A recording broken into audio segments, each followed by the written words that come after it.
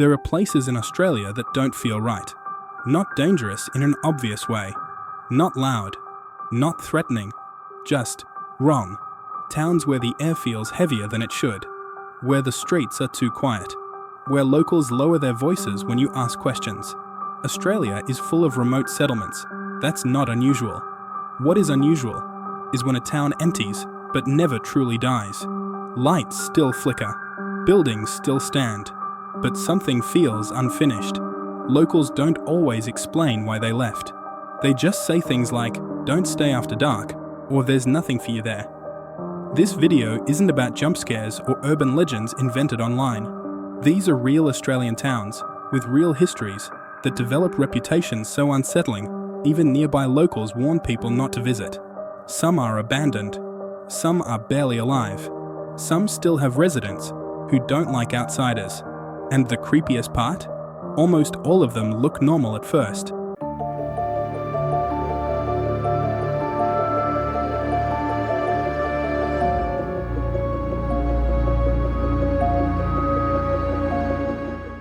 Let's begin. Our first town sits in South Australia. It's called Farina. At a glance, Farina looks like a peaceful outback ruin. Stone buildings, wide open sky, no noise but wind. But the silence here is intense. Farina was once a thriving railway town. Families lived here. Children went to school here. Life was real. Then the rain stopped. Crops failed. People left. And the town slowly emptied. What makes Farina unsettling isn't just that it's abandoned, it's how intact it still is. Walls still stand. Doorways still frame empty rooms.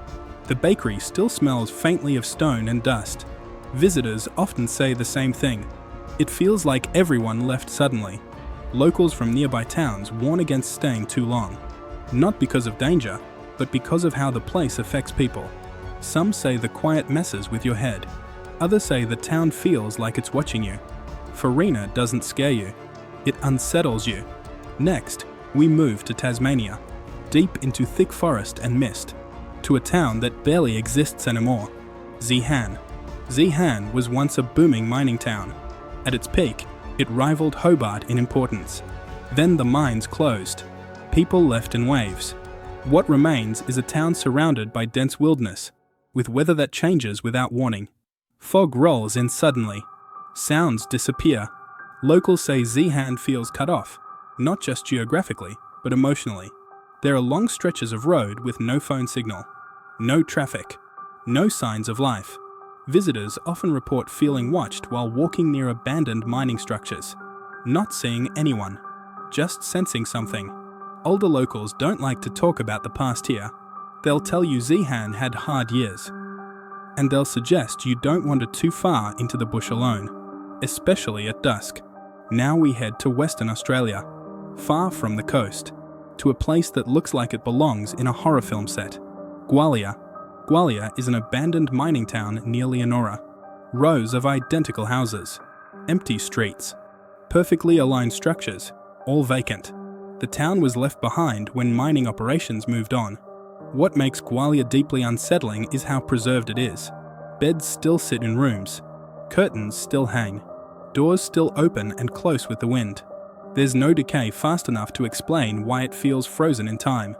Visitors often describe the same sensation, that the town feels paused, like life stopped mid-sentence. Locals from Leonora warn people not to explore Gwalia alone, not because of animals, not because of structural danger, but because people get disoriented there. Time feels strange. You think you've been there 10 minutes, and it's been an hour. What links these towns isn't ghosts or monsters. It's absence. Places built for thousands, left to silence.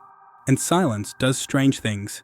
In the next part, we'll explore towns that are still technically alive, but carry reputations so disturbing that locals actively discourage visitors. Places where people still live, but don't like being found. Some towns don't need to be abandoned to feel disturbing. They're still on the map, still have residents, still have lights on at night. And yet, something feels off the moment you arrive. Our next town is in New South Wales.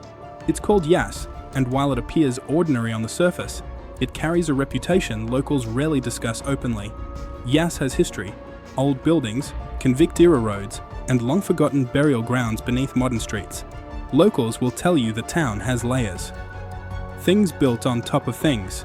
Stories buried under progress. There are parts of town people avoid after dark. Not because of crime, but because of feeling. People talk about hearing footsteps in empty streets, about sudden cold spots near certain buildings, about lights turning on where no one lives. When asked directly, locals usually change the subject, and that silence is often more unsettling than any story. Further south, in Victoria, sits a town that feels like it never quite recovered from its past: Ararat. Ararat is known for one thing most Australians forget. It once housed Australia's largest psychiatric institutions. For decades, thousands lived behind walls just outside town.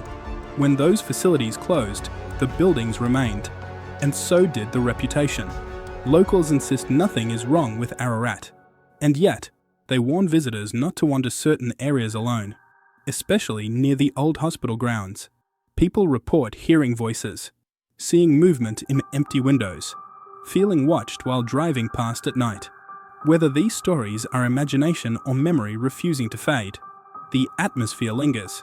Some towns move on, others remember too much. Now we head north, deep into Queensland, to a town many people have never heard of: Jericho. Jericho sits quietly along a stretch of highway few people stop on purpose. The town is small, very small, a handful of buildings, long pauses between passing cars. What makes Jericho unsettling is how still it is. No background noise, no distant hum. Locals say the town empties early, very early. After sunset, windows go dark, streets fall silent. Visitors who stop overnight often say they slept poorly, not because of noise, but because of the absence of it. Some describe feeling like they shouldn't be there, as if the town wasn't meant for outsiders. Back in South Australia, there's a place many people actively warn against visiting alone: Snowtown. Snowtown's reputation is heavy, and deservedly so. But beyond the well-known history, locals speak of something else, a feeling that never lifted. Even years later, people say the town feels uneasy, as if it absorbed something it couldn't release. Visitors say the air feels tense, that conversations feel strained. Locals don't like questions, they don't like cameras, and they don't like being reminded. Some towns wear their past quietly. Snowtown carries it loudly, even when nothing is said. Then there's Wittenoom in Western Australia, a town so dangerous it was officially degazetted. Wittenoom was built around asbestos mining. When the danger became undeniable, the town was abandoned, roads removed, signs erased, addresses deleted, and yet people still go. Locals in surrounding areas warned strongly against visiting, not just because of contamination, but because of how wrong the place feels. Empty houses sit crumbling. Warning signs stand where streets once were. There's no official town, but the remains are unmistakable. People who visit Wittenoom often say the same thing. They felt like they weren't supposed to be there. By now, a pattern is forming. The creepiest towns aren't scary because of ghosts. They're unsettling because of memory. Places where something ended badly, or suddenly, or without resolution. Places where life was interrupted. In the final part, we'll explore the last few towns, including one that vanished almost overnight, and another where locals insist nothing strange is happening, while warning you not to stay. Some towns don't just feel empty, they feel erased. Our next town is one of those places. It's in New South Wales. Thredbo village is known today as a ski destination, but buried beneath that image is a past locals still speak about carefully. In 1997, a landslide destroyed buildings and took lives. What remains isn't just memory, it's atmosphere. People who stay overnight during the off-season describe an overwhelming stillness. Buildings feel too quiet. Footsteps echo where no one is walking. Locals say the town feels different after dark, especially in winter. Not haunted, just heavy, as if the land itself remembers. Further inland, we come to a town that disappeared almost overnight. Cow Swamp, Victoria. Once home to small farming communities, the area was flooded deliberately to create a water storage system. Homes vanished beneath the surface. Graves were relocated. Roads ended abruptly. What remains is a lake that locals say never feels peaceful. On still mornings, when the water is low, shapes emerge beneath the surface. Fence posts, foundations, the outlines of lives once lived there. Locals warn against swimming far from shore, not because of danger, but because it doesn't feel right. Now we head north again, deep into Queensland, to a town so small most people pass without stopping. Degera. Degera was once a busy rail town. Then the train stopped, and so did everything else. The town still exists, but barely. Locals describe a feeling of abandonment that never lifted. Buildings sit empty, shops remain closed, and silence dominates even during the day. Visitors say Degera feels like it's waiting for something that never arrives. Locals don't encourage people to stay long, especially overnight. Then there's Croydon, Queensland, a former gold town with a proud history. But when the gold ran out, people left quickly. What makes Croydon unsettling isn't emptiness, it's how much is still standing. Old machinery, rusting tracks, homes with doors still attached. The town feels like a museum, but without guides. Locals say Croydon is best visited during the day. At night, the quiet becomes overwhelming. Some visitors report hearing distant sounds with no source.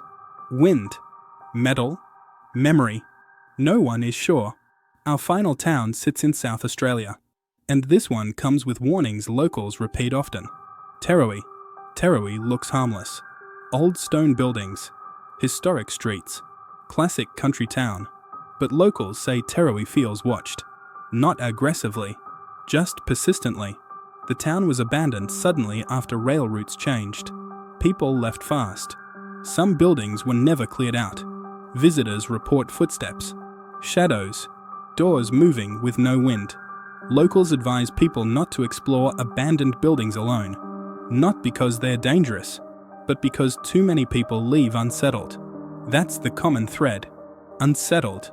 The creepiest towns in Australia aren't terrifying. They don't jump out at you. They sit quietly, patiently. They let your mind do the work.